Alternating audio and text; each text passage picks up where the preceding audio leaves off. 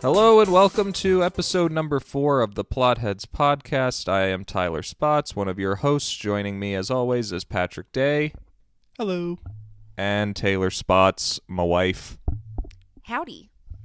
And what are we talking about today? We're talking about Missing, which is a new film out in theaters currently that I don't really know what I would call it. It's like a sequel of sorts, but not really, to Searching, which came out a few years ago with John Cho, and it relatively, kind of follows the same format. It's a screen-based thriller, and when I say screen-based, it means, the whole movie takes place on a computer screen, which I thought would be a bigger trend than it actually is, which is why, as you'll see in the title, we're not counting down our top 5 screen-based movies because there really aren't that many.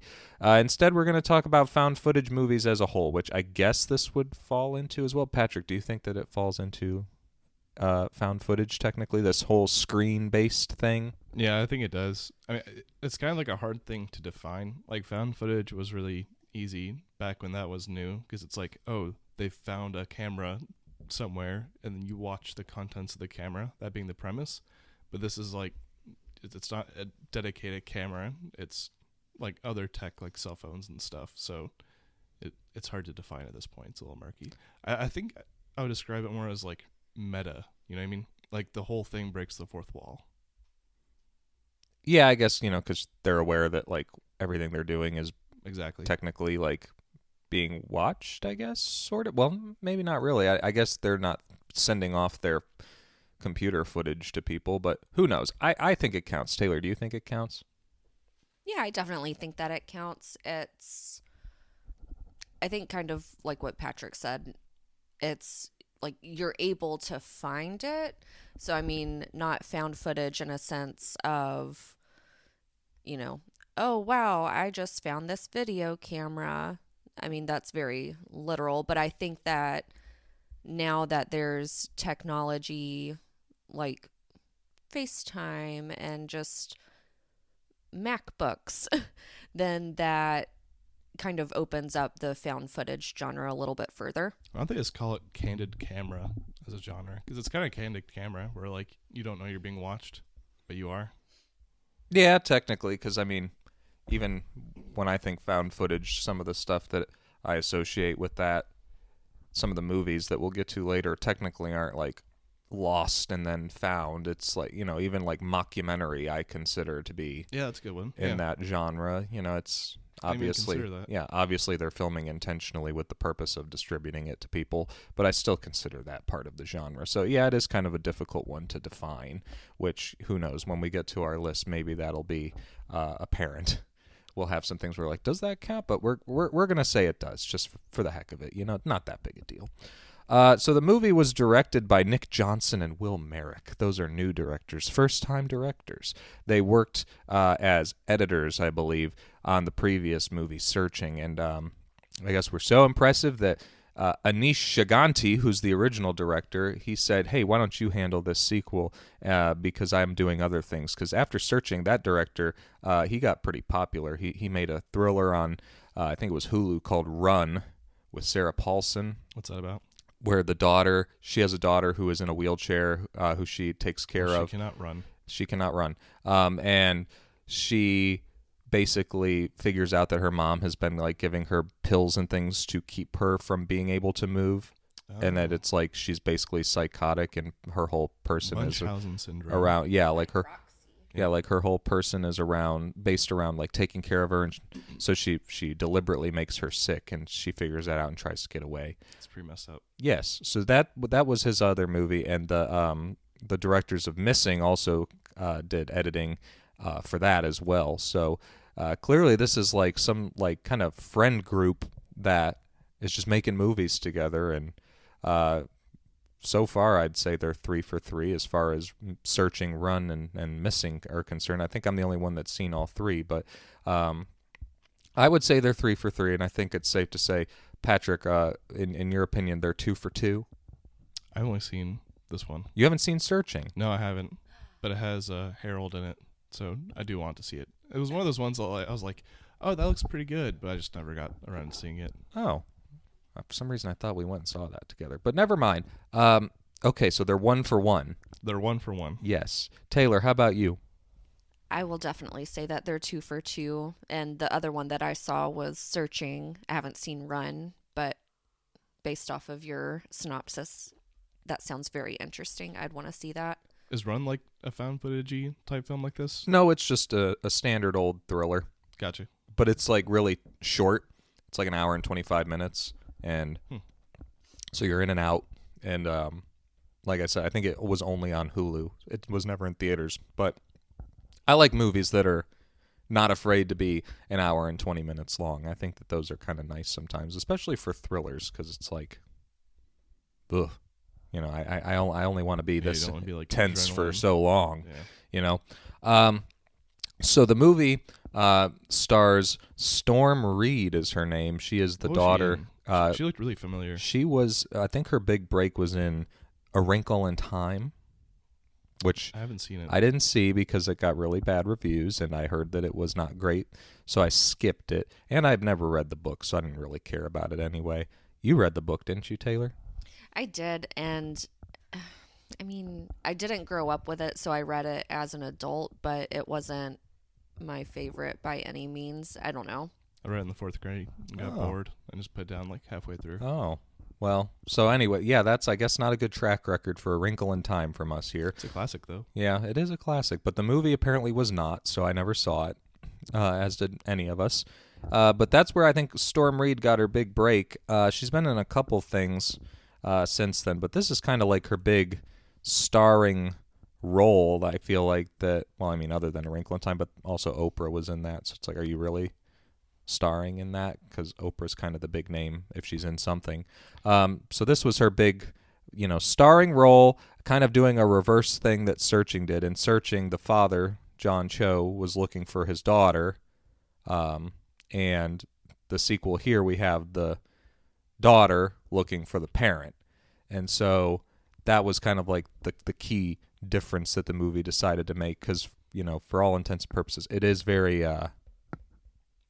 similar in terms of structure and style. That was kind of the key change that they made, is that this daughter, June, I believe her name is trying to search for her mother, who goes missing on vacation to, is it Colombia?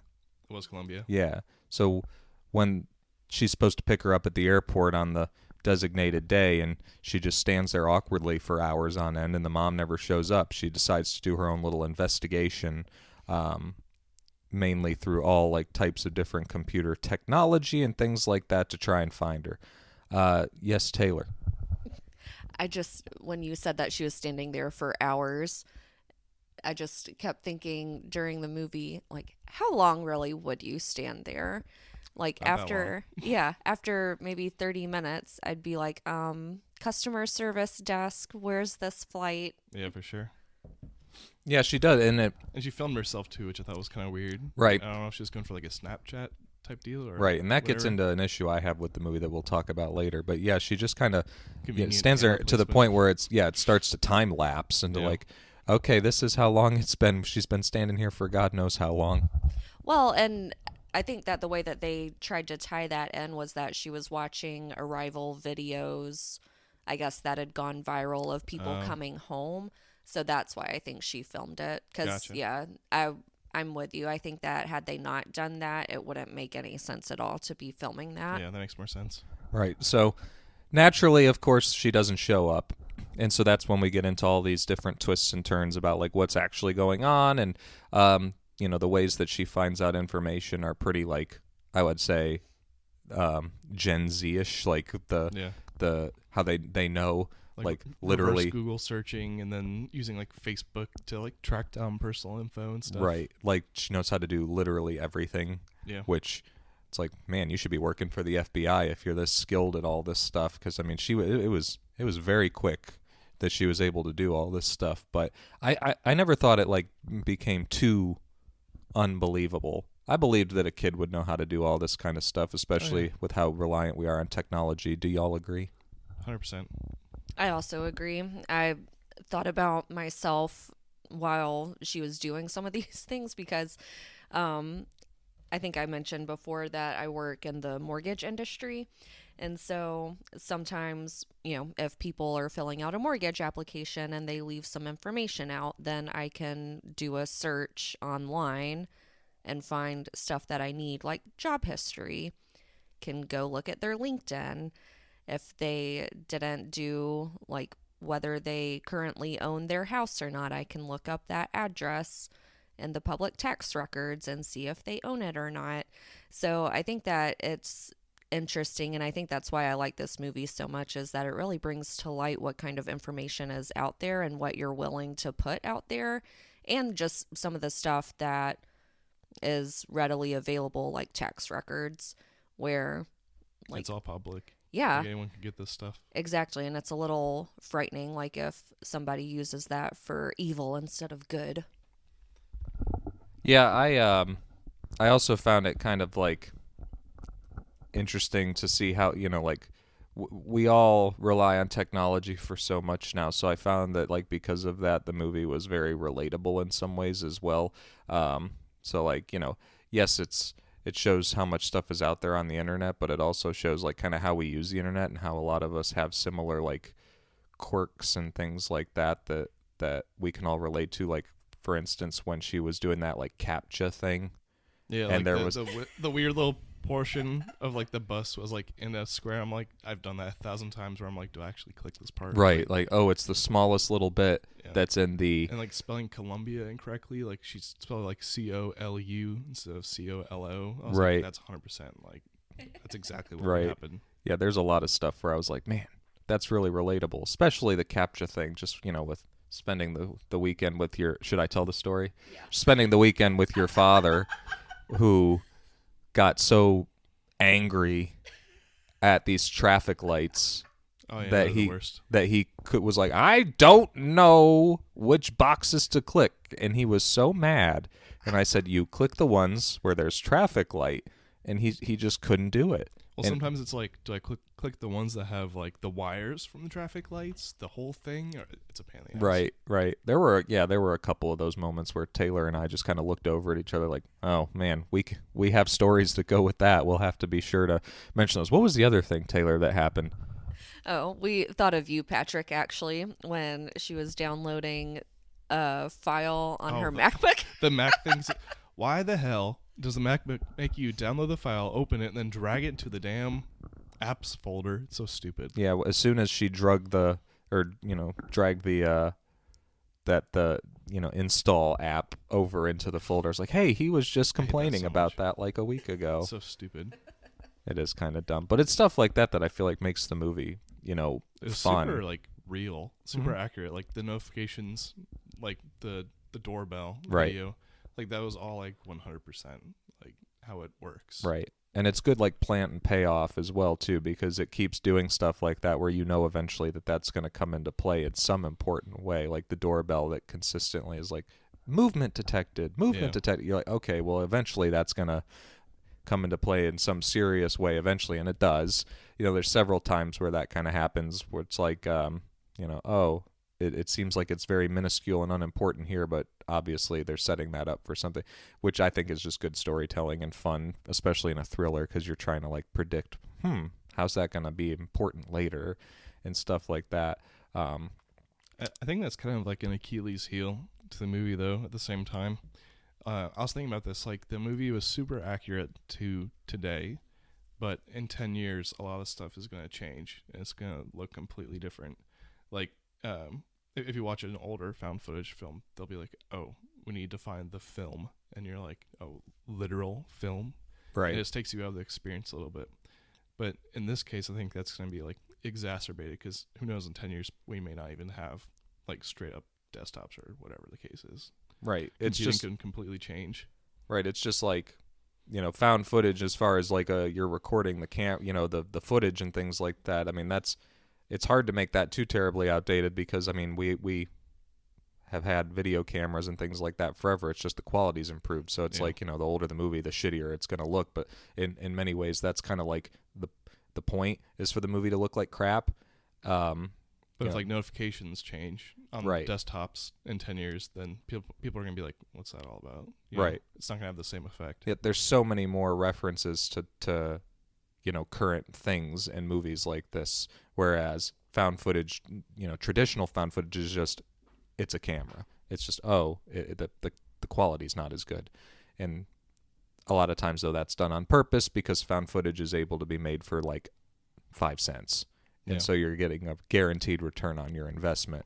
For this, I think the budget was like $7 million. How is the budget that high? That doesn't make any sense. I thought the budget would have been like in the hundreds of thousands of dollars. Oh no, it was $7 million, probably for like to pay the actors and maybe for licensing for like being able to show like the different websites, like what was it, TaskRabbit or something like that. And Yeah, maybe.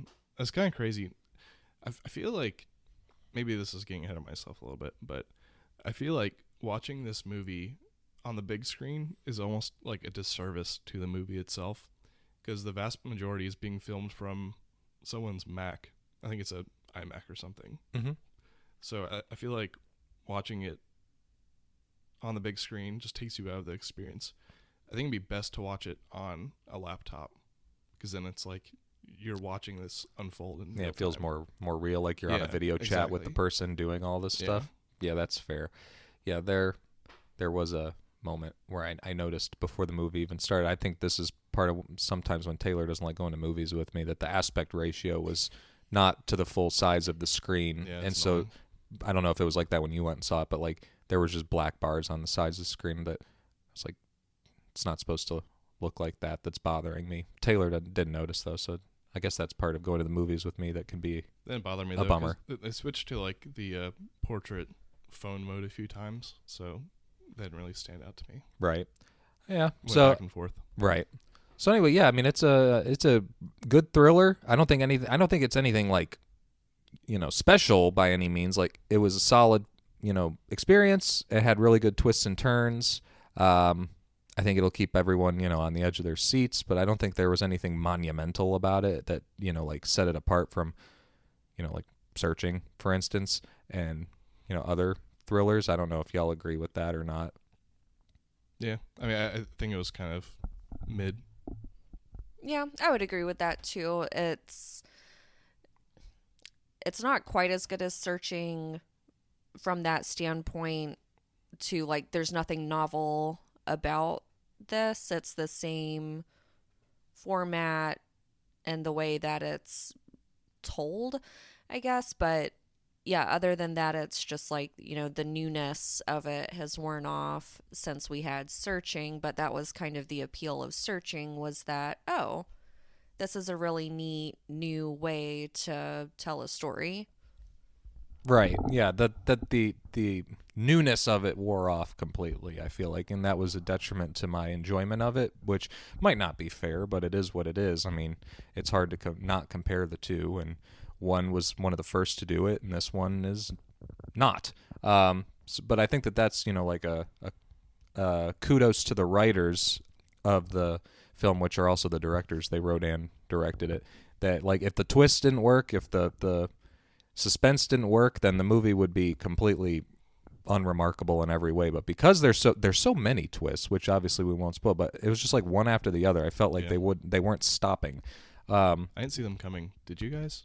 No, well, a few of them. Yeah, there was one that we'll talk about that I kind of figured was going to happen, but a lot of the other ones I didn't. But just because of the sheer amount, I thought there'd be one big twist, but no, there were like four. And so I feel like that's kudos to the writers. They did a good job making it exciting and entertaining, even though it is kind of a rehash of many ways of like the movie that came before it. Yeah, and I would say too that I would still continue to watch stories and movies that are told in this way. So, I mean, like you said, it was very entertaining.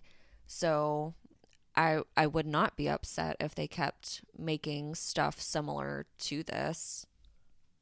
Absolutely not. I would take these, if it became its own little like anthology series, kind of like why can't I think of it? Like the VHS movies that are like, oh, we're going to make a new one of these every couple of years, and it's like a bunch of little vignette, short horror films that are all put together as one movie that are kind of like spiritual successors to one another. I mean, I would watch them all for sure. I don't see it getting stale to the point where I'd be like, this is the same thing.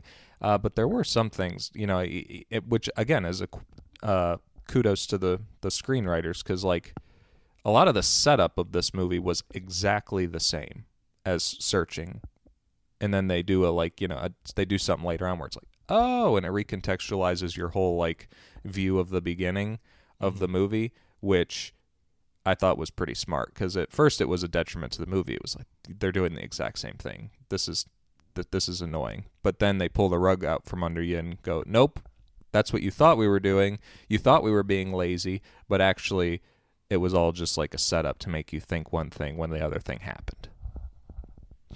So, I feel like we're being kind of purposefully vague. Should we just move on to the spoilers so we can actually talk about spoilers for this movie? Okay. Yeah, so like I was saying, really good twists and turns. I think it's worth seeing, especially if you like thrillers. It's well acted as well. It's got some memorable side characters. And I would recommend seeing it. Just don't, especially if you've seen Searching, don't expect like them to reinvent the wheel as far as the style's concerned. It's pretty much exactly the same.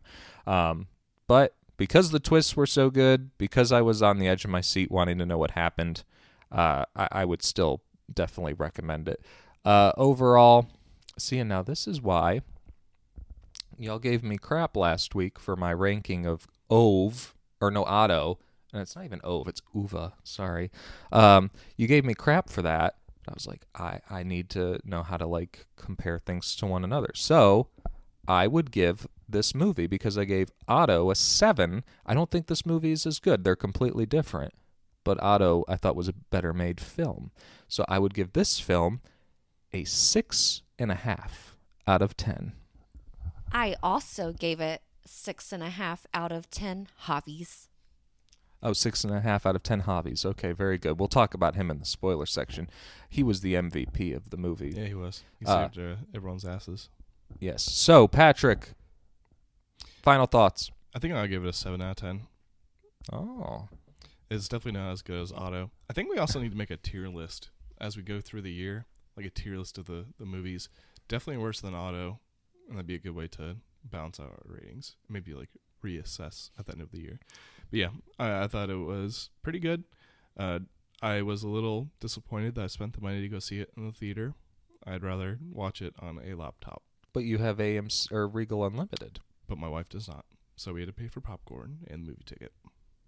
Oh, she needs to get that too. You'll acquire so many points. I don't think so. I don't think it'd be worth it for both of us, because she's not going to go to all of them. Yeah, but that's double the free popcorn. Oh.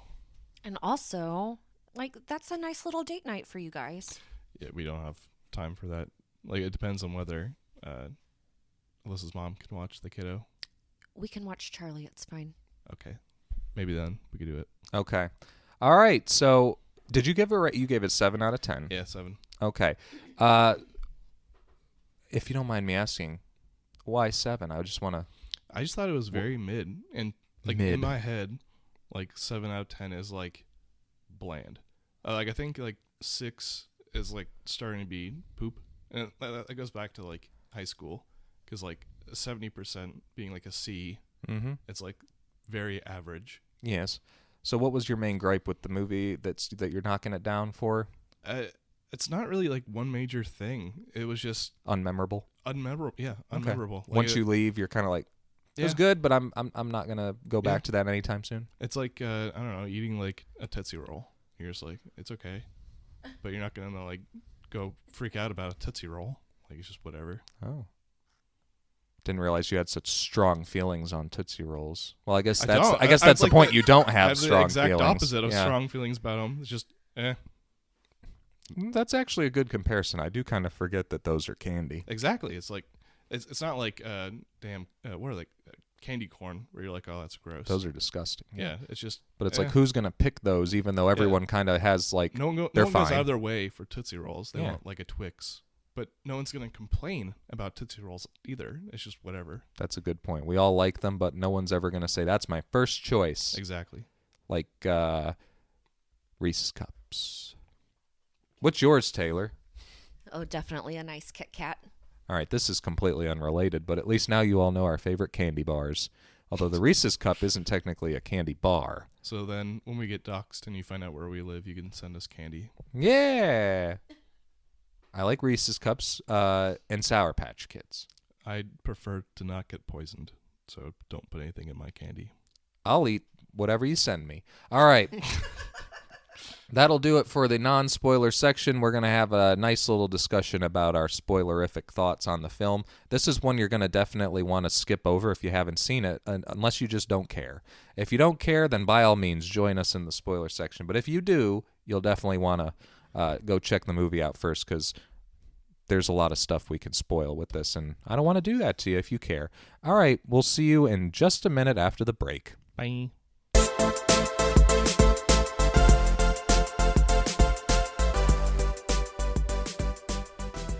All right, welcome into the spoiler section. Again, if you care and you don't want to know what was going on in this here mystery, you're going to want to tune out now. Are you gone? Okay, good. The dad did it.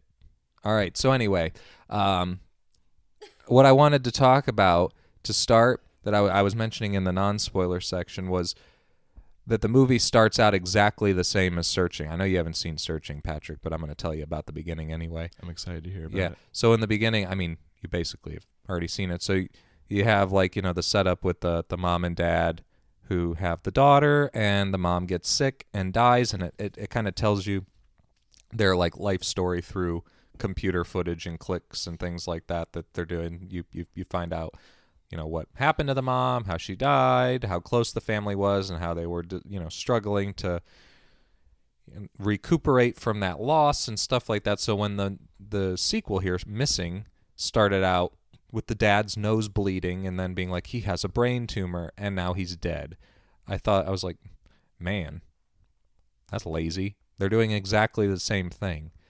And I was kind of annoyed by it.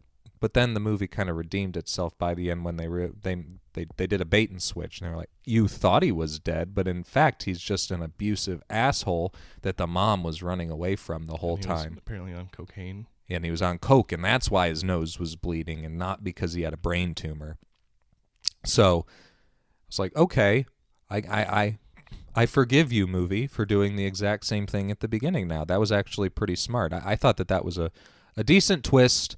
That I don't want to credit myself by saying I figured it out, because I figured it out a mere 20 seconds before it was revealed. So it's not like I knew the whole time, but I did figure it out before his face was revealed on the Ring doorbell. I was like, that's going to be the dad. I think the music kind of gave that away before the reveal. There was kind of a weird ominous backtrack. Yeah, and the oh, you probably shouldn't open the door. And the video cameras that she finds. Yeah, exactly. Right before, because it's the same house that they were at in the beginning, and the footage that you see when the dad's nose starts bleeding. But yeah, so I can't say I figured it out technically.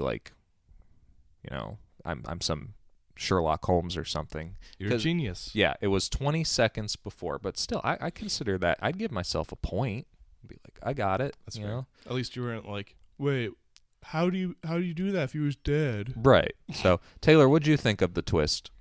Well, I did put in my notes. So when we were watching the movie, Tyler, you were following the red herring of Heather, the attorney lady, and you said that that's who you thought that was behind it all originally. And it did set up Heather to be the villain. So when you said that, I was like, okay, yeah, I think that you're right. And then after Heather was ruled out as the person behind it all because she got her throat slashed. I was confused about that part. Wait, I thought she got shot in the head. I thought her throat was cut. I saw a hole in her head, but I didn't see anything on her throat. I was Maybe confused. I'm making things up. There was like an encrypted like chat, and Heather was in that encrypted chat. But why was she in that encrypted chat if it was between her and Johnny Lynn, Kevin Lynn? I forget his first name. That's a good point. I don't remember They didn't that in explain great that. detail. I feel dumb for asking because I feel like they probably explained it, but I just missed it. Well, I mean, she was the attorney to like the mom keeping her like alias Yeah. safe and stuff like that. So wasn't there like an issue with that where like Kevin Lynn, who we haven't really talked about, who he's a numbskull and a crumb bum. He was But kind of dumb. Wasn't he was keeping the like secret? He knew about it, and so wasn't she being blackmailed by him Blackmailed in and what the way? father, being like, we know the secret, and so she was having to like go along with what they were wanting in order to keep that under wraps and That stuff makes like sense. that. I just didn't quite understand how that happened, but I guess that adds up. Yeah, right. She was the one I did initially suspect because she just seemed sketchy and like she was not being like very helpful as she should have been, but then she turns out to be like the Snape of the movie. Is that Yeah. like, oh, she was actually she seemed devious, but she was actually the one that was keeping everyone safe the entire time, or as Nobody best she trusts could. lawyers, dude. Right. I don't trust a lawyer. Yeah, she reminded me of Courtney Cox. If Courtney Cox like didn't ruin her face with plastic surgery over I these can see that. last like 10 years or 20 years, however long it's been. But that's what I feel like she would have looked like if she didn't do that to her face. But anyway, yeah, so that's definitely who I thought. So Taylor. Yeah, so then after Heather was next off of our list, then the next person I had in my list was Jimmy Church Guy, who ends up being the dad. I completely forgot about Jimmy Church Guy. I was like, he just came up once, and I just took what he said at face value, and was like, oh, he's never gonna come up again. No big deal. Yeah. But I thought that he would come up again because she saved his number in her phone as Jimmy Church Guy. So I thought, It's a good catch. if it's being saved, it must come back up again. Yeah, so that was like a very random scene in hindsight, so it makes sense that, it's almost like the movie planned on you forgetting about him. So Yeah. that way when his Yeah, that makes sense. Yeah, so that way when his number comes back, you're like, "Oh, yeah, I forgot about that one guy."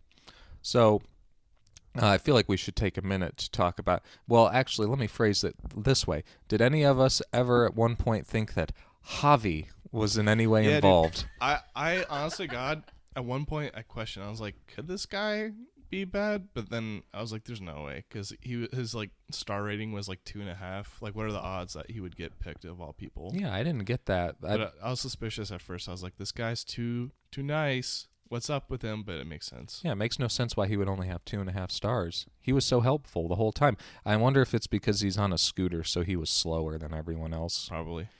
But he was such a nice fella. He went to all those hardware stores. Only for like $8 an hour. Right. Yeah. Which is probably like $6 after the website takes its portion. Right, for a very cheap rate. Yeah, I thought he was the MVP, the best character. He was where the heart of the movie was. He was kind of like the old man in Home Alone, where she was like, Yeah. "You should talk to your son and make things right." That was like, oh, they're doing the Home Alone thing with the old man Marley. Yeah, I kept thinking, why do they keep talking to each other for no real reason? Like, they're just straight up strangers. He was He's found like, okay, we'll find your mom. No big deal. like she found him on TaskRabbit. I never even Like- knew that was a thing. Like, I saw her do that, like clean up a party mess, and I was like, that's a thing? You can do that? I'm probably going to use it in the future now, because now that I know it's a thing, I'm like, oh, that might come in handy one day. I True. need something fixed. Free advertising for Yeah, there you go. TaskRabbit. But yeah, I thought that it was strange how they kept staying in touch with each other. Like, would you really be that invested with a stranger? Yeah, probably not. Yeah. And then I also think, like, as a female, I definitely wouldn't, but maybe that's different from a male perspective. He's in a different country, too, so it's not like there's any risk being realistic, I guess. One would think. Yeah. Hopefully. There's a lot of weirdos out there, though. That's but true, too. Javi was not one of them. He was a gem. Yeah, he was nice. Yeah. I told Taylor when I was like, I'm going to be really pissed off if they do something with him where he's the bad guy, because that doesn't feel earned. He seems like a nice fella. Yeah, he was cool. Also, I feel like there is no way in the world that he found that lock on the bridge, because I don't think that he had used that tourist like live cam website thing. Mm-hmm. But how did he find that lock? I mean, the bridge wasn't that big. Their names, I think. So he was looking for the letters. Yeah, and I thought that the bridge... There was a lot of locks. Yeah, but I thought that the bridge was... I mean, at least it's just super tiny. So I thought, it's not like the Golden Gate Bridge or something where he's having to look along that long of a bridge. It was a little tiny bridge going over a creek. But I feel that I'd be like, how'd you find that? There must have been at least 1,000 locks there. Yeah. He's dedicated. He is dedicated to his $6 an hour. Yeah. In Colombia, that might be a decent amount of money. Maybe it's a lot of money. Who knows? So yeah, we haven't talked much about Kevin Lynn. What did we think of that whole ordeal? Because I found his whole plot line to be very odd. How he just like is a felon. He's a catfish. Yeah, who you think is trying to turn his life around. Does this thing, this kidnapping plot, which who knows? He might have been forced to do it by father, but then he ends up just getting shot by the police on video. Well, with his hands up. I was like, what's going on here? I was wondering about that. It looked like he reached for something behind his back, and probably that's why they shot him. But he mentioned he didn't want to go back to jail, so I wonder if he did suicide by cop to prevent himself from going to jail. Yeah, I don't know. I guess my confusion was that when we ultimately found out what his actual role was with the whole plot, why did he even agree to do it in the first place? He was getting paid. He said, where's the money or something to that effect. He mentioned money. But he's also using his real name, so we learn about him that he was imprisoned for, I guess, fraud. Yeah. Yeah, giving fake names and getting money, I guess, from people. Maybe he used his real name, so if she looked into him, that she would realize he was using his actual name and not be suspicious. Yeah, and part of it too, I think, is that he's trying to make it seem like he's trying to do better and things like that, and make him more trustworthy because he's not trying to deceive her. He's being honest, air quote honest. To be fair, if everything went according to plan, all the video footage would have been oh, there's the missing person. We see that he proposed to her, so it would seem legit. But I don't know. I struggle with that because I feel like, what did that end game look like for him? So it was going to be that they got kidnapped, and then how does he come back into the picture, and then he all of a sudden has all this money? I don't know. That is a little sketch. Not well thought out on his part. That's true. Well, that was the whole we stage a kidnapping, and so that way they're not going to be looking for me, when I'm on a plane back to the U.S. to collect my money and things like that, because they stage the kidnap, but they figure out real quick that that's fake.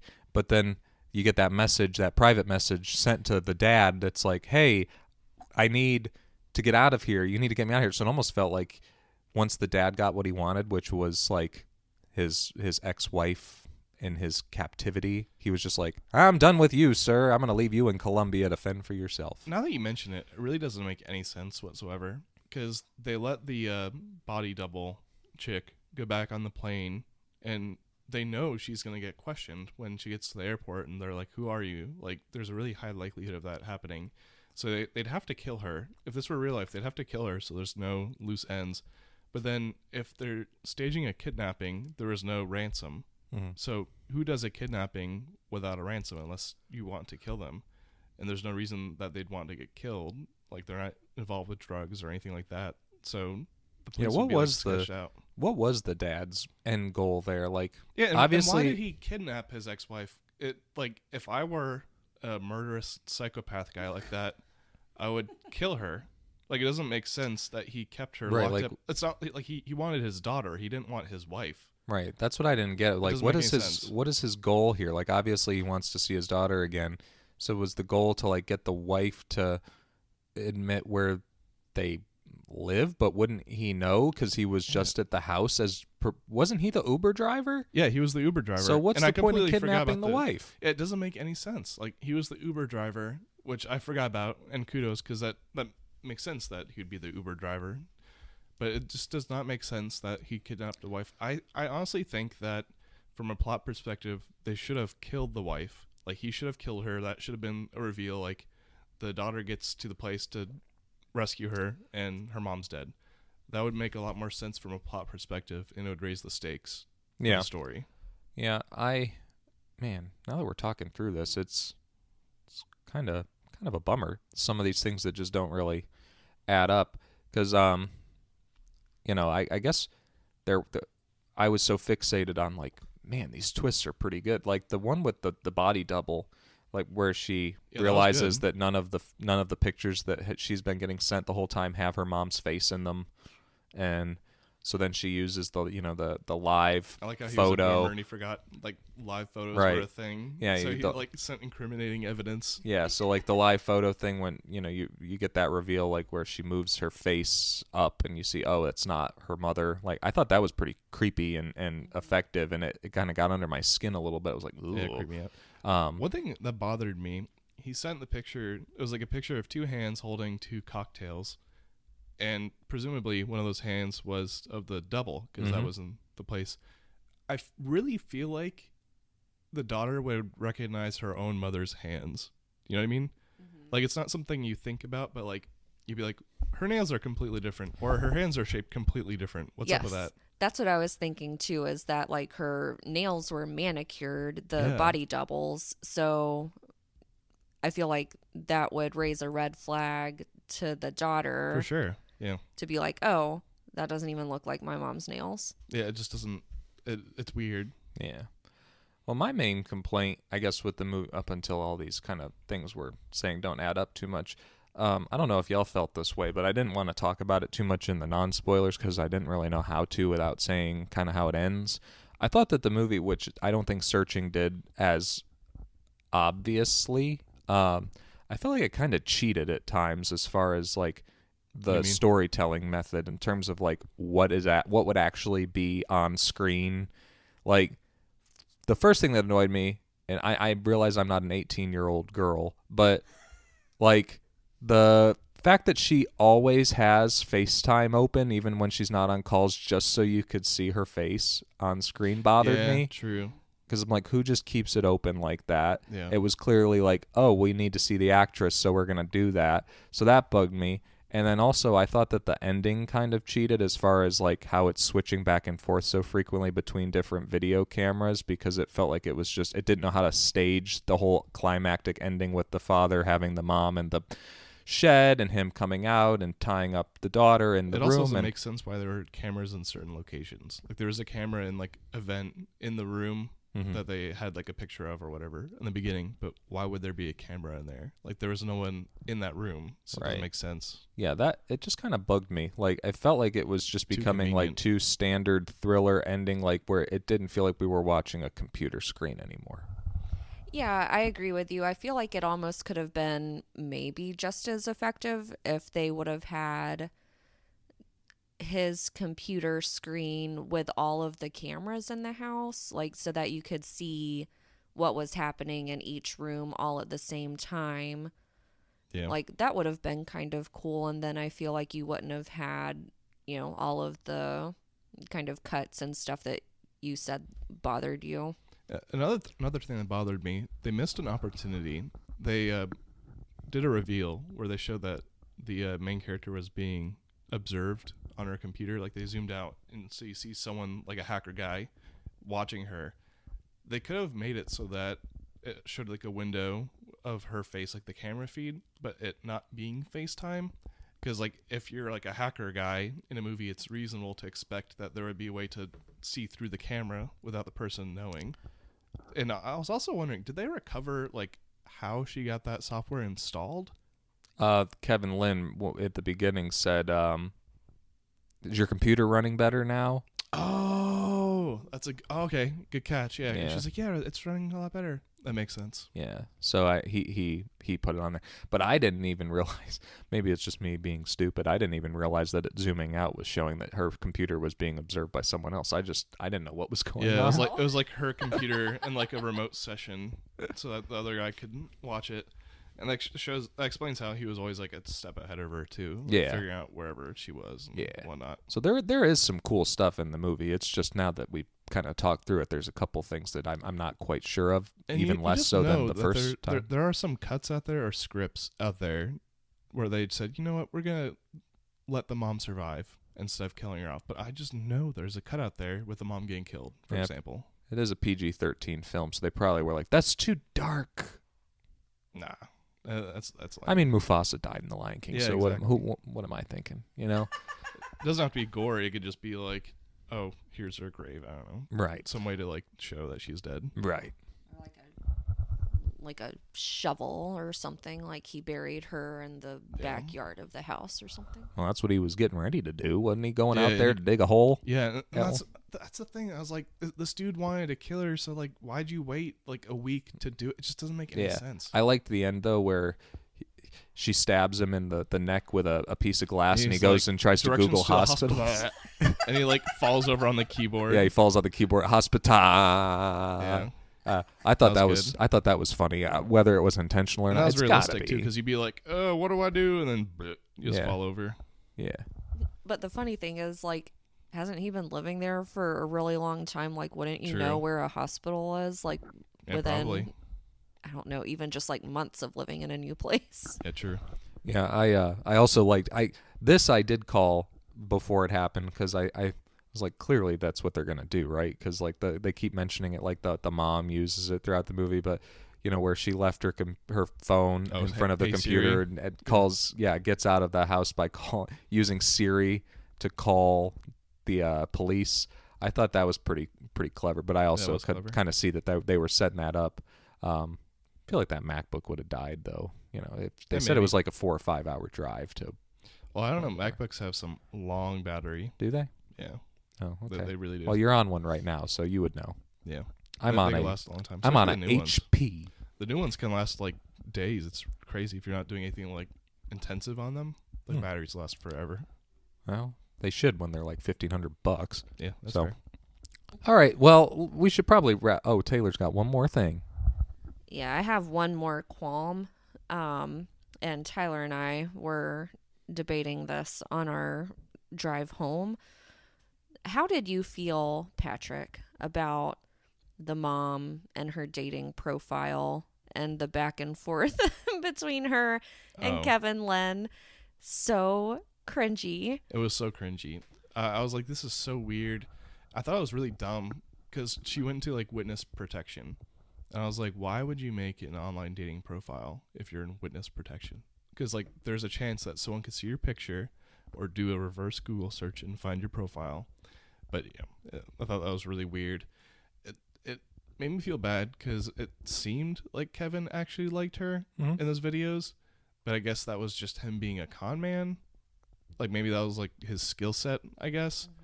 I don't know. Yeah, because he totally, I think, was conning her because she wasn't responding to him at first, and he was being pushy because he knew that he had to get her to respond because the dad, was like, this is how the plan is But- going to go. We need her to. What a terrible plan, though. Because, like, what if she just didn't find him attractive?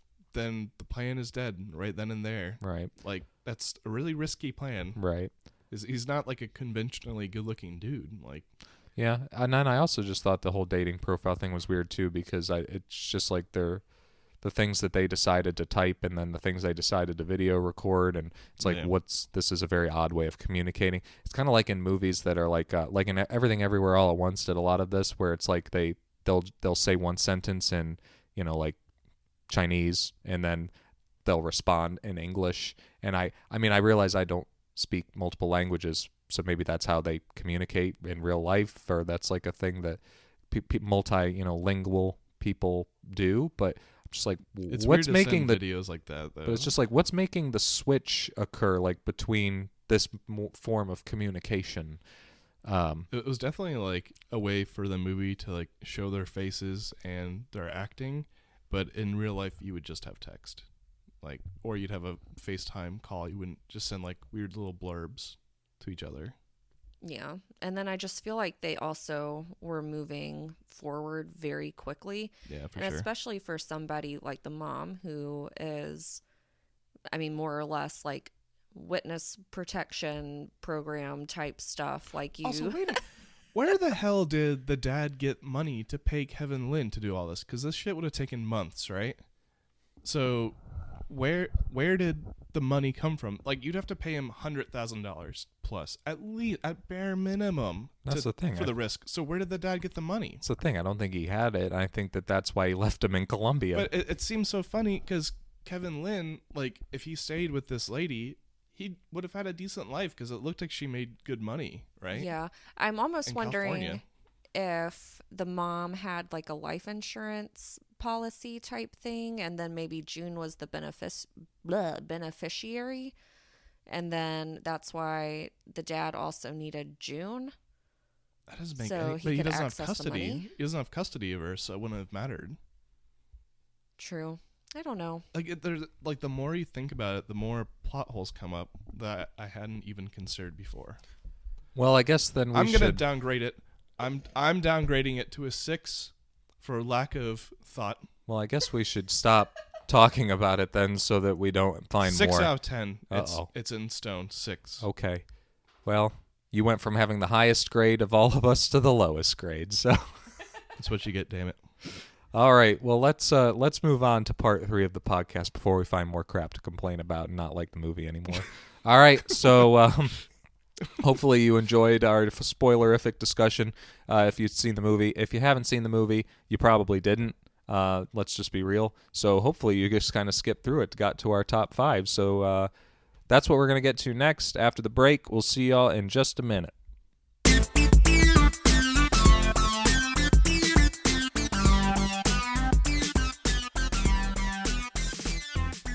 All right, here we go with part 3, the final portion of today's episode, where we count down our top 5 found footage movies. Again, after hearing the description of Missing, you'll probably think, that's not found footage.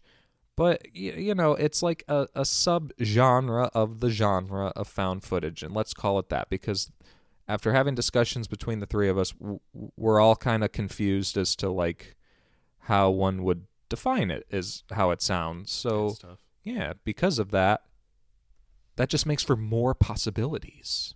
So it's a good thing, all right? Don't question it. All right, so found footage, a genre that has become pretty popular, obviously, or had become popular in the horror landscape, like I said earlier, kind of to make things for real cheap and then make a huge profit. So a lot of them are really shit because they were not made to be good. They were made to make money. And that's what's kind of given the genre a bad name, I would say. Yeah, that's fair. Is that people were catching on to the fact that they weren't trying to make a good movie. They were just trying to make money. But there really are some gems. If you kind of think about it long enough, you'll realize, man, found footage has some actually pretty effective stuff that you can, you know, enjoy and maybe even creep you out and stuff like that. So I've always been kind of a fan of it. But Patrick, I guess we've been starting with you, so would you Yeah, like I'll to start take it away? My number 5, I think it's actually one I haven't all the way sat through because it's kind of intense. But it still made your list. But it's still made my list because there's not a whole lot of found footage movies for me to pick from that I've seen. Like, it's not like a gigantic genre like horror or action or whatever. Right. I think Cannibal Holocaust Ugh. is a good one. It's a found footage film. I think it's from, like, was it the 60s or the 70s? It's old. I think it's in the 80s, but I don't know. I don't know. It's one of the first. It's like a pioneer of the genre. Yeah. And at the time when it released, it was so realistic, like how it was shot, that the director was actually arrested for murder because they thought, like, this dude legit killed somebody on screen, but it was all acting and it was all practical effects, obviously. It was made in 1980. Yeah, and they actually did some really fucked up stuff in the movie. Like at one scene, I think they kill and eat a turtle, and it was a real turtle. So you have all these like real killings in there, like they'll butcher like a pig or whatever, like for real, and people were like, "Dude, this is legit." Like, especially at the time, like this is before the internet. People thought it was actual death and murder of people. So it was definitely like pioneering for the genre. Well, it sounds like it was actual death and murder of animals. Yeah, of the animals it was real, but of the people it was not. Yeah, so it's pretty controversial, I know, because of the animal cruelty. Because I don't think it was just a turtle. I think there were other there were other was issues. A pig or something like that, a tapir maybe it was. It was in South America. It was about like this camera crew that went missing. I think it was in the Amazon. It's been a while since I saw it, and yeah, it was just really wacky. But again, it's a pioneer of the genre, so it's gonna be fucked up. But I think without it, a lot of these movies wouldn't exist. Yeah, it's one of those ones that like people often seek out just for like the shock value of it. It's like a human centipede thing where it's like we know it's really gross, and that's like where the appeal comes from, like a Serbian film and all that I garbage. couldn't get through that movie. Yeah, like not gonna watch that. That goes too far. But like, yeah, Cannibal Holocaust. I remember. I just remember hearing all the stories about it, like with the turtle and things like that, and I just have never watched it because I was kind of like, I don't know if I want to see that. So that's why I haven't gone all the way through it, Yeah. because I've seen bits and pieces. I just can't Right. handle the whole thing. And I think it's almost kind of making a resurgence lately because I'm pretty sure the director just died recently or something like that. So he, once his name came out, people read, of course, about the movie, and it's starting to make kind of like a comeback because of, I believe it. yeah, that happening. Ruggero Deodato. He was an Italian guy, right? Yes. Yeah. I I probably believe it. butchered that name very badly. Delgato. So, all right. It is not on my list. Nice. Because like I said, I have not seen it. And Taylor, I'm assuming it's not on yours either. Oh, no, definitely not. I've never heard of that before, actually. So thank you for sharing that, Patrick, You're quite welcome. I guess. I don't think I'll be watching that. My number 5, so I'm not sure if this technically counts or not, but like we said earlier, it's our rules, so I'm going to do what I want. You do you. Exactly. So I am doing my number 5 as The Truman Show. Oh, okay, cool. Yeah, because it does use hidden cameras, so it's like you are seeing the story being told through another lens. It's like a reverse found footage. Yeah, so basically for anyone who hasn't seen it, it's about this man, Truman, who's unknowingly the subject of a hidden camera reality show, and everything in his life is being more or less orchestrated by the show writers. And then the whole world is watching his life play out. Like literally from the minute he was born until he's an adult, like every day, which is wild. Yeah, so it's a really interesting movie. And normally I'm not a big Jim Carrey fan, but he's very lovable in this movie. He did a good job.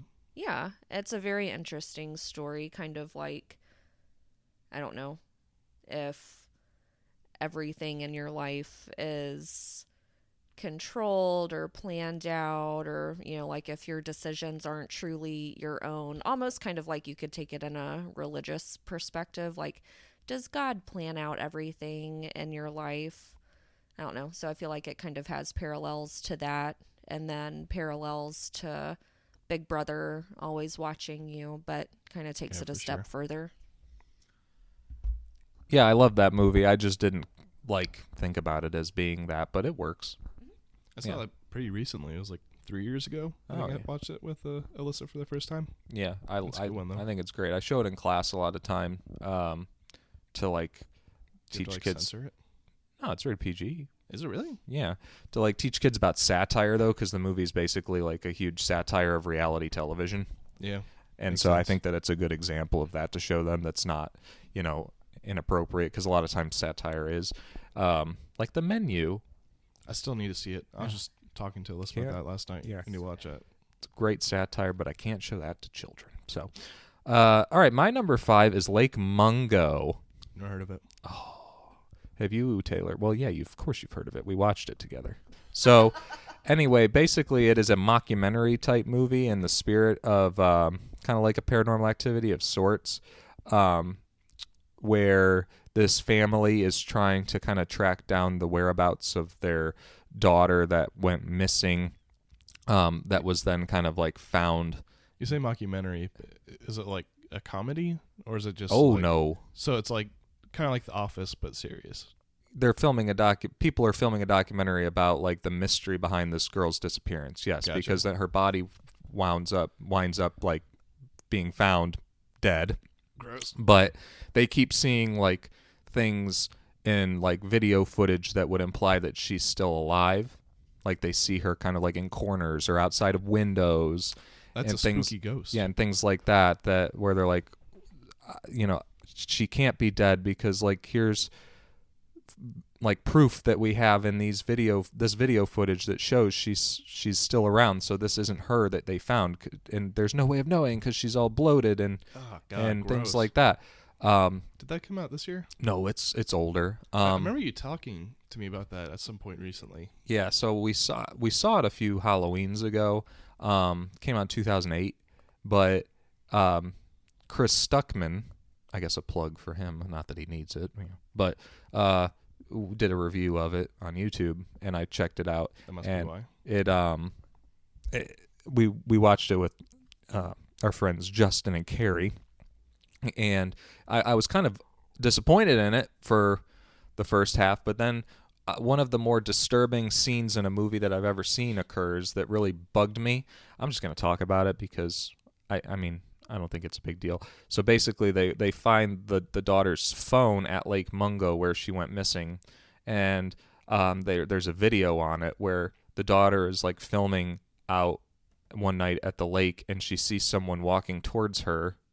And so, like, the video's all grainy and shitty looking, and the person keeps getting closer and closer, and then it pauses, like, as soon as the person gets close enough, and you realize that it's the bloated, dead body of herself that is walking towards her, and it really got under my skin and made me very unsettled, and it's like an image from a movie I can't get out of my head. That's what we call a time paradox. So, yeah, it was, for that one scene alone, I thought it was worth putting on the list because it was so incredibly unnerving to me, but the rest of the movie, like I said, is good. It's just that one scene in particular is just that'll stick with you. But yeah, you should check it out. I don't think it's on Blu-ray or anything. I don't know where you would find it. I believe we rented it on Amazon. It's not on Blu-ray. I don't think so. Everything was on Blu-ray. I don't think it's been unless it gets more popular here. In the meantime, our podcast will blow it up. You can watch it for free on Tubi TV. Interesting.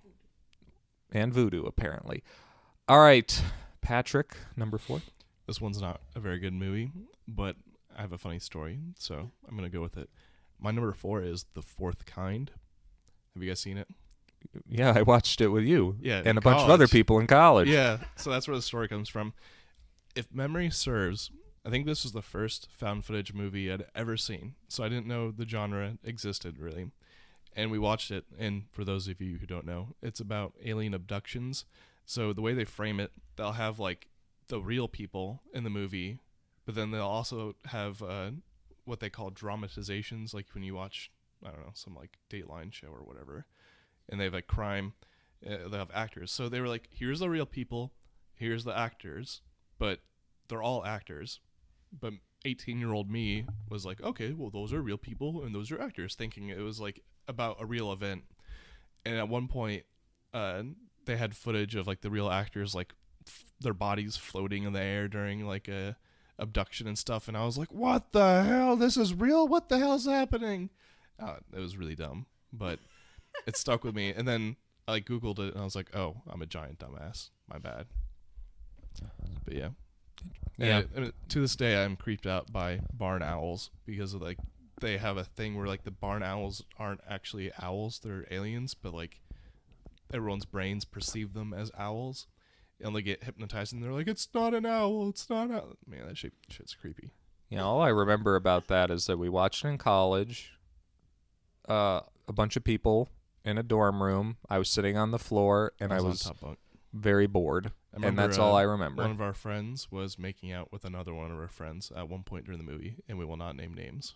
Well, that's awkward. I was sitting on the floor, so I didn't know any of this was going on. I Yeah. was just wanting the movie to end because I was probably bored. next to you then, if you were on the floor. So. yeah. What? It was happening next to me. I'll tell you after. I would have noticed that. I'd have been like, "Can you cut it out, I would please? 100%. I am trying to remember it. watch the film." Yeah.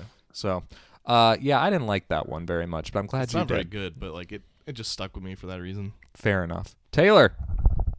My number 4 is Paranormal Activity. That's on my list too. That's my number 3. Oh, hey. So, yeah, basically, I feel like people are very familiar with Paranormal Activity, but in case you're not, it's about a couple who experiences weird stuff happening in their home, and to try to explain it or see what's actually happening, they set up cameras to try to capture the paranormal activity. You don't say. Exactly. And so I don't remember being super scared by it, but I know that a lot of people were really freaked out by it. But I feel like after the Blair Witch Project, it's kind of one of those like staple, groundbreaking kind of movies that brought back like demon movies without it being like a possession or exorcism type thing. So Guess what the budget was? I don't know. Budget was $15,000. Guess what the box office was? Seriously? $350 million. It was $193 million. Oh, I wasn't close. Yeah, that. So yeah, it's number 3 on my list. Blair Witch, I think, was 99, and it was really popular, made a boatload of money, but I don't feel like it made found footage into this like staple genre that was around for years after. I feel like it happened. People liked it. Well, actually, they really didn't. It just made a lot of money. It's not a very well reviewed movie. I think Blair Witch and Paranormal Activity both like hopped up a notch, I guess. Like they brought it more and more mainstream. Yeah, so like Blair Witch, I feel like made, it was kind of the first one to be super successful, but Paranormal Activity was the one that Next made people level. want to emulate it. Yeah. And so I feel like we wouldn't have the genre without that movie, and it scared the shit out of me when I was a kid. Yeah, when we I watched saw it in it. high school. Yeah, and I was afraid of like having my legs outside of the covers of my bed, or like hanging off the Get your legs edge, pulled. because a demon was gonna pull me out of the bed. Your and- sister was scared to death when she saw it too, because at the time she lived in the room across from yours, and like you hid in the closet or something and jumped out after the movie, and she was like, "Oh my god!" I did. Yeah, I remember something. I like don't that remember happening. doing that, but that sounds like me. Stephanie, yeah. Yeah, well, because there's those creepy like little mini doors where they have like storage space in that room, and Yeah. yes, she was always creeped out by those, even though we were the only owners of that house. So Yeah, just why put would that there be shit shut. ghosts? But anyway, yeah. So I found it to be super effective, and I honestly just a good movie. I feel like some of the sequels not so much, but I stand by that first one. Some people think it's boring. I don't think it's boring. I think it's pretty darn good I think personally. I've only seen the second one after the first one. I don't think I've seen the rest of the sequels. I don't mind them. I like 2. I like 3. 4's fine. I haven't seen, because there's 6 of them now. I've seen the numbered ones, but the Ghost Dimension and the marked ones I have not seen. I didn't hear very good things. I mean, they're not good movies. Where is it on your list? That was like next up. I think that was 3. Okay. Gotcha. You got anything else you want to say about it, Patrick? No, not really. I just remember it being like a total phenomenon in high school. Like everyone had to go see Paranormal Activity, and the whole crowd's like, "Oh my god!" Whenever something bad happened, it was just fun, but it was spooky. Yeah, it was also one of those movies that made it a thing to do in like commercials on TV and trailers where it's like, look at the audience and Yeah. going like, it shows the "Ah!" audience freaking out and covering popcorn their flying eyes. everywhere. Yeah. Oh, they're so scared. Come watch our movie, and you'll be Get like scared. them. Yeah, exactly. So, all right. Well, if that's your number 3, then I guess we're on to Taylor's number 3. Oh, okay. Oh, wait a minute. I got to do my number 4. Yeah. My apologies. My number 4 is Cloverfield. That's on my list as well. What number? 1. Oh, it's your number 1? Okay. What about you, Taylor? It's actually not on my list. Not on your list. All right, so yeah, Cloverfield is my number 4. I think that it was one of the most important movies as far as advertising is concerned. What do you mean? It had a trailer that didn't even tell you the name of the movie, first of all.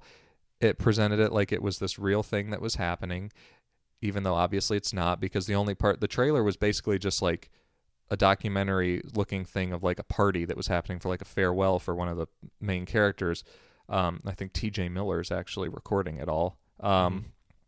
And they, the ground shakes, explosions occur, they run outside, and all of a sudden the head of the Statue of Liberty is being thrown into the street and lands right next to him. And that's all the trailer was. And people were so intrigued and like, whoa, what is that? I don't even know what this is, but I'm going to see it. And I feel like J.J. Abrams, in general, like I know he didn't make Cloverfield. I think Matt Reeves did. Did he produce it? Yeah, he definitely produced it, but I think Matt Reeves directed it before he made all the Planet of the Apes movies and the Batman and Let Me In. But anyway, I just thought it was an incredible trailer and did a great job getting butts in seats. And the movie itself is great too.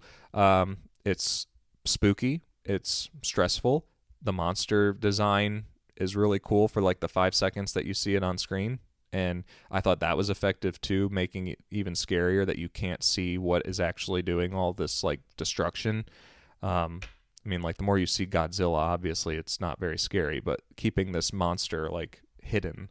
Yeah, I like how it's really handled. Yeah. So, well, it's your number 1, Patrick. What do you have to say?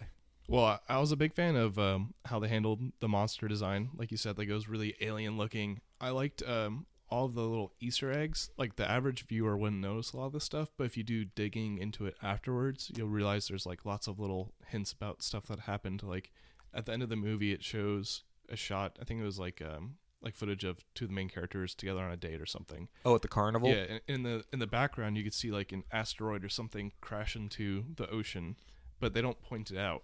You literally have to like look it up or like slow down the footage and you'll see the asteroid plop down. And if you research it a little bit more, apparently what happened was like the asteroid like hit the ocean and like woke up Clover, the monster, and the monster was in the ocean or something to that effect. And there's actually 2 monsters in Cloverfield. There's Clover and Clover Jr. So I thought that was really cool. So if you look at the different shots of Clover in the movie, there's a smaller monster, which people think is like the kid of the larger monster, the mom. And there's physical differences between the 2. Like they're clearly the different monster. But if you just watch the movie, you won't pick up on that because you're like, oh, it's generally similar looking. And yeah, I didn't know that. Yeah. Which one is it at the end when it's broad daylight and it's standing above them? I don't remember. Oh, but they both die from the nuke, so I guess it doesn't really matter much. But it's like the small details like that. It makes me wonder, like, was that just like a mistake that they made with the design, or and they later retconned into being part of the lore, or was that intentional?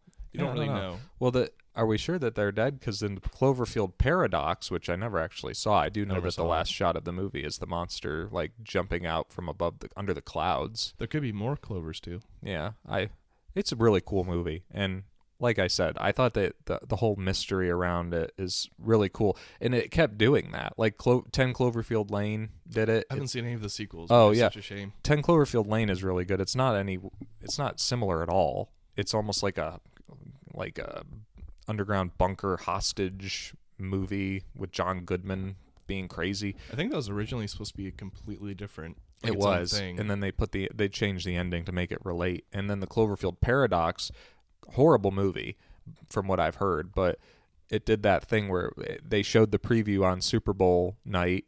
It was one of the ads, and then they were like, "Hey, when the game's over, you can watch it on Netflix immediately." That's pretty cool marketing. Yeah, it was awesome. And I mean, part of me has to wonder, like, did they do that because they knew the movie was bad and they had to do something that would make it like have like importance? I don't know, but it was really cool. So I wish more movies would do stuff like that, with just like what the heck is this? All right. So Patrick, your 3 was Paranormal, right? Yep, Paranormal, So- Cannibal Holocaust, Cloverfield, and The Fourth Kind. I have one more left. All right, you're number 2. All right, so Yeah. we'll go to Taylor's 3. My number 3 is Host, and it was a movie that came out, Never heard of it. I think, in 2020. So it's actually really good. It's also really short. A group of friends gathers on Zoom to do kind of like a group seance thing because it's set during COVID. That is such a 2020 movie. Guys, it's COVID. We gotta do this movie over Zoom. So, I mean, that's kind of why I like it too, is because I feel like it did a good job at capturing just what was going on in 2020. I feel like we'll be able to look back at it and, like you said, say, wow, that's such a 2020 movie, because I feel like right now it feels like this, lost chunk of time during Yeah. the year where it's like nothing was happening. Like, how do we make things exciting, or how do we like keep trudging through this monotony of lockdown? And so I think one of the other things that I liked about it that was very relatable was that so Tyler hosts trivia at a local bar every Wednesday, and so that was something that our group of friends enjoyed doing together, to get to see each other, hang out, play trivia, drink beer. And so when lockdown happened, then obviously we can't do that anymore. So what did we do instead? We did Zoom calls. Exactly. So then Tyler's hosting a trivia night for us during That was fun, though. COVID. Yeah, exactly. And it was just like, we have to do something to have fun and be able to interact with each other because we're going crazy. And so I liked that this movie Host captured a lot of what it felt like, just I don't know, Why was it called Host? because they're hosting a Zoom call, I guess. They should just call it Zoom. Well, and it movie. starts with like the first shot of the movie is like the girl inviting everyone to the Zoom as the host and stuff like that. So it is a cool movie. It was a Shudder original, so it was only on that streaming service, which Nobody subscribes to. well, I mean, I did. We just, kind of, that was one we cut out after a while, but it's still only a cool horror one. movies, right? And yeah, it's a horror streaming service, and it was made for like $30,000 during COVID. It was written, filmed, everything during 2020, and yeah, it's really cool. Like, it's like an hour and 2 minutes long.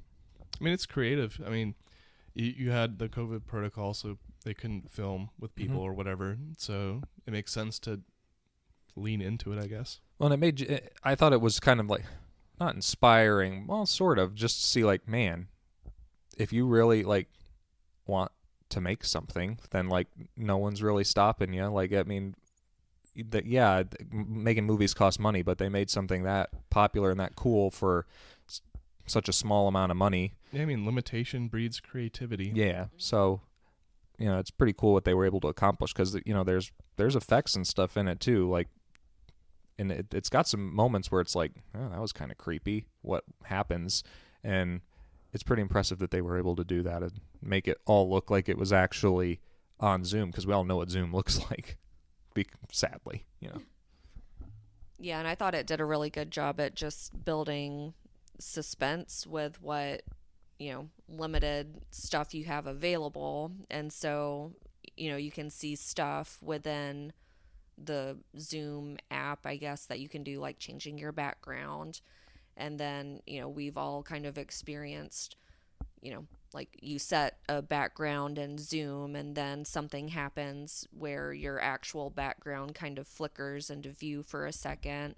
And then, ooh, like, what is that in the background? Mm-hmm. So I thought it did a really good job of using Zoom as its tool to build suspense, because it is a very suspenseful movie.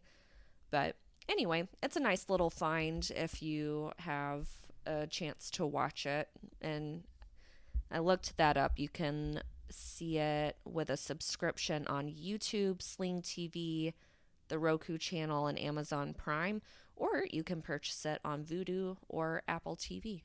It's like $3 Nice. or $4.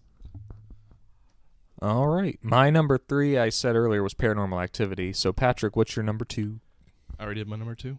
No, you didn't. Yeah, I did Cannibal Holocaust, Paranormal. I don't know why I can't say that. I thought you said that your number 1 was Cloverfield. Yeah. So And I then- also did The Fourth Kind. But that's 4. Yeah, and I have. Oh no, you're right. I got you. My bad. So I guess my number 2 is Blair Witch, Yeah. and I just saw that recently. I think it was this past October. We watched it. It was very 90s.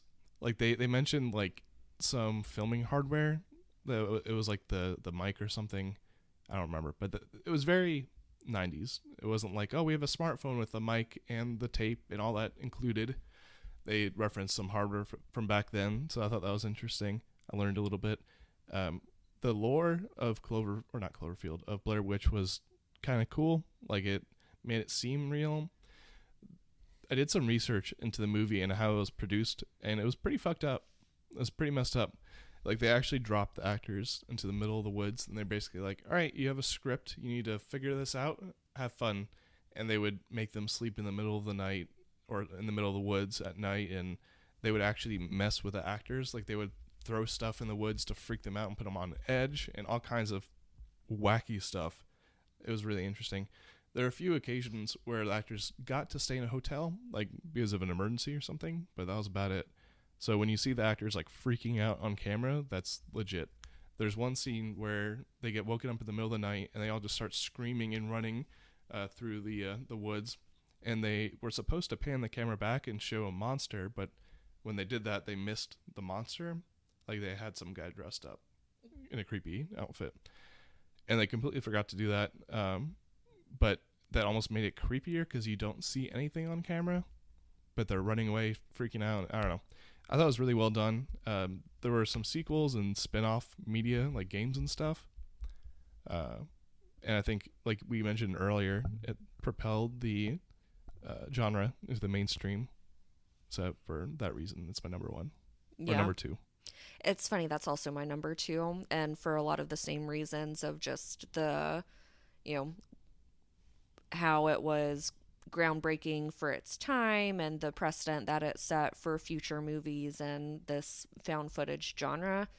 So, yeah, I agree with you. I feel like it was very authentic in what it was trying to do, and the fact that it was, like a handheld video camera really, showed that you could make a movie for, I don't know, for cheap and make it feel real and realistic. And then that by itself can be more frightening sometimes than, these big budget movies with all these jump scares and scary monsters and special effects and things like that. So I feel like we wouldn't have a lot of the movies that we have today if this hadn't come along. They also interviewed people downtown, and at least one of the interviews was just a random stranger that just went with the conversation and just said some creepy shit.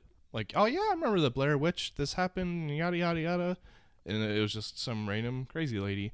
But the budget was only $60,000, so that's crazy to think about. They made a whole ass movie with $60,000. Yeah, I don't like the movie. They made almost $250 million off of that. Yeah, it was very successful. I don't like it.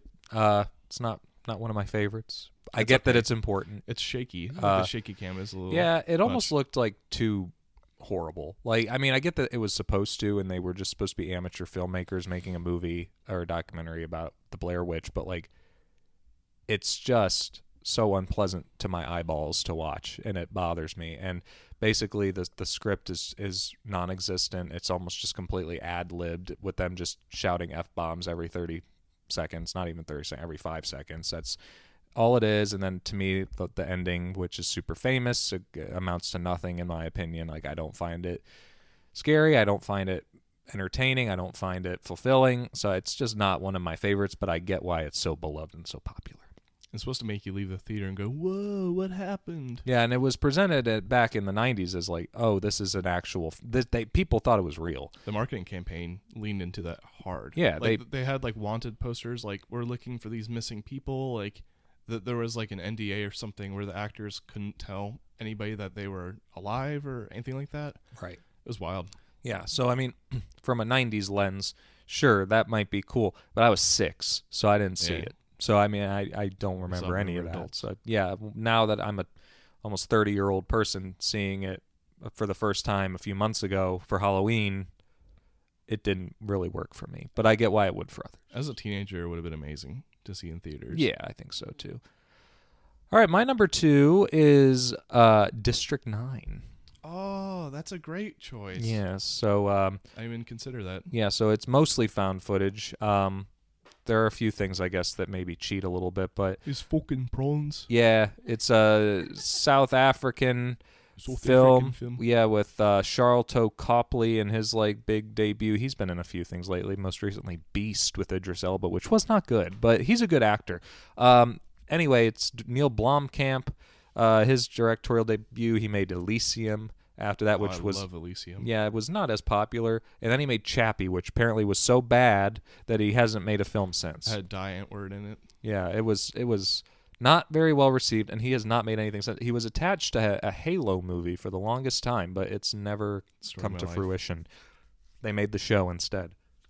But anyway, it's a movie where a spaceship comes down to lands above Johannesburg, and no one really knows why. No one knows what they want, and it's basically they're kind of, all the aliens, which they call prawns, because they kind of look shrimpy, are basically taken off the ship and put in these camps, kind of like in Johannesburg, and questioned about, like, what do you want, things like that. Why are you here? And basically, the movie is almost like a movie exclusively about, like, xenophobia and segregation in a way. Like, they don't treat these aliens well, and neither does the main character until he literally, like, becomes one. Like, that's what the whole movie's about, is he's literally, like, transforming into one of these aliens from this thing that he gets sprayed in his mouth. And so, yeah, it's basically like the persecutor becomes the persecuted in that situation, and trying to figure out, like, who should I side with now that I'm in this situation. It's really cool.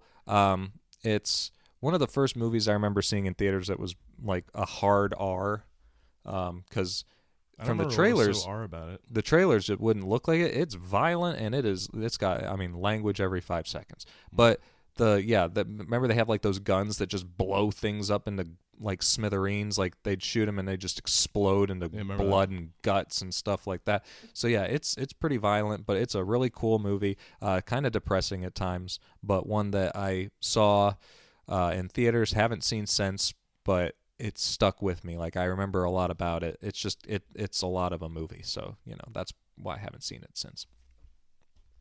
All right. So Patrick, all your movies have been discussed. Yep.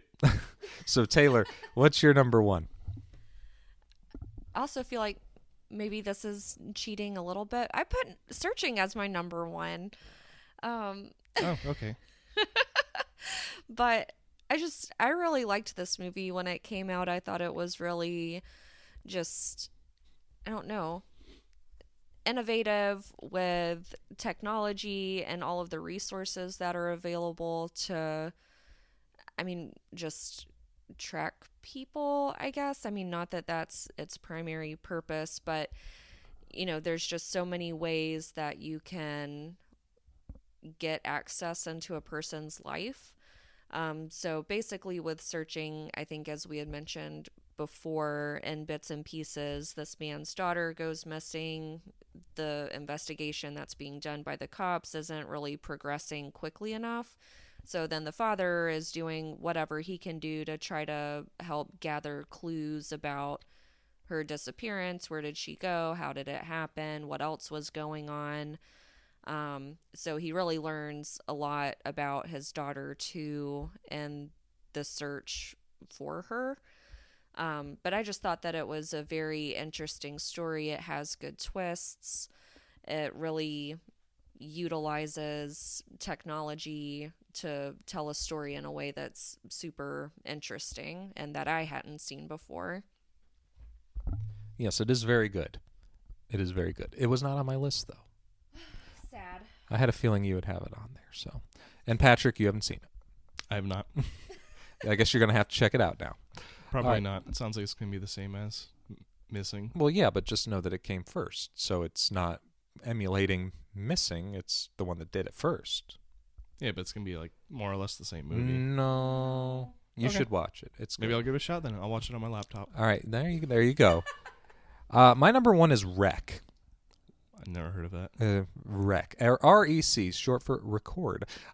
So, yeah, it is a Spanish horror movie. I believe that came out in 2007. Taylor, can you look up where they can stream this? Because this is one that I I feel think like I've seen that. I want like to the red dot in the ensure name that or people something. see it. Yeah. So, it is, I think, like I said, 2007. It's a Spanish horror film, found footage.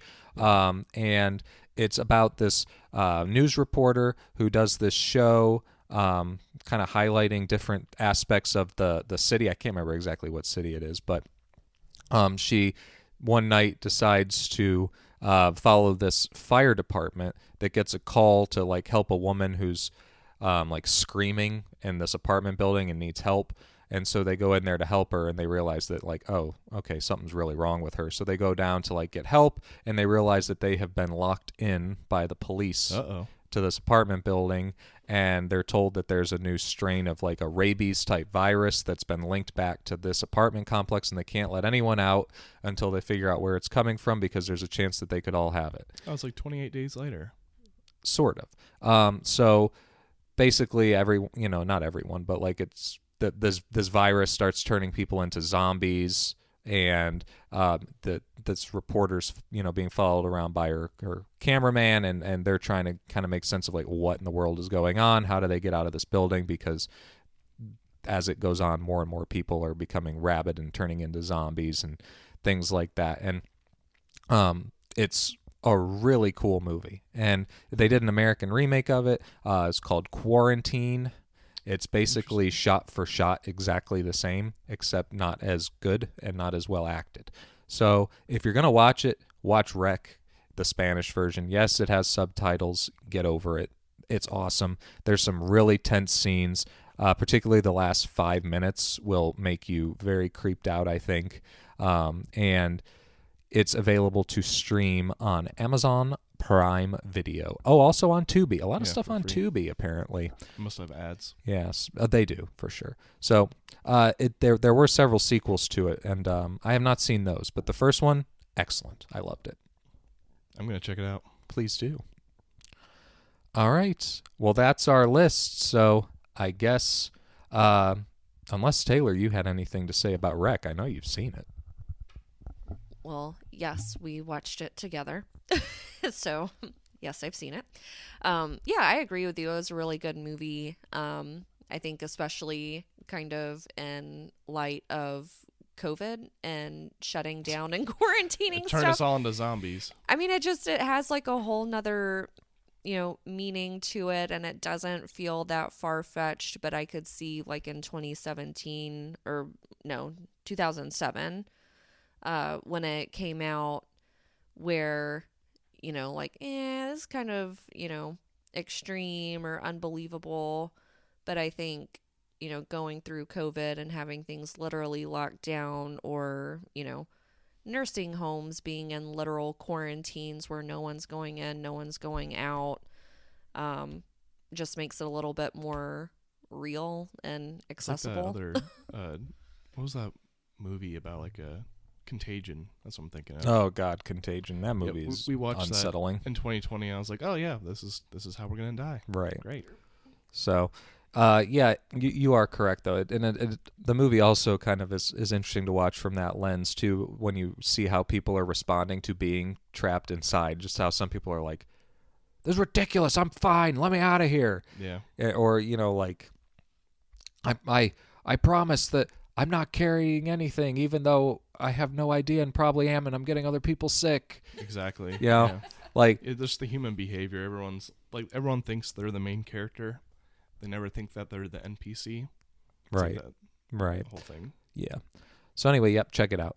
All right, that's gonna do it for our top 5 favorite found footage movies. So next week, we're still trying to figure that out. There is literally nothing that's coming out until Knock at the Cabin, which is the week after next. So, I'm excited about that. yeah, I am too. It's getting really good early buzz. So next week you might have kind of like an Oscars breakdown, talking about some things that we saw last year that maybe didn't get nominated that we're kind of upset about or wanted to see, and then maybe some things we are happy about. For instance, like the best actor race. I thought that was a pretty good list of people. So anyway, that might be what we do next week. If anything changes, you will see next Monday when it is uploaded. I'm going to, like I said last week, X-nay on the Where Can We Find Us discussion, because that goes nowhere. So with that... We now have a YouTube channel. Oh, yeah, Patrick, plug that. It's the Plotheads podcast on YouTube. Not the one with a space in its name, but you'll see it if you just look up the Plotheads podcast. All right, and we're going to upload our audio feed to that because we don't record ourselves yet, I guess. Yep, and check out the subreddit. We're just going to post there, and once we start having more than 2 people, then we could have discussions and whatnot and get suggestions from you guys on what you guys want more content on. Absolutely. So, Taylor, anything to add? Nope. All right, then that'll do it for this week. We'll be back next week to discuss something, like I said, that we don't know yet. So I am Tyler. I am Patrick. I am Taylor. And this is the Plotheads podcast. Take care. Bye.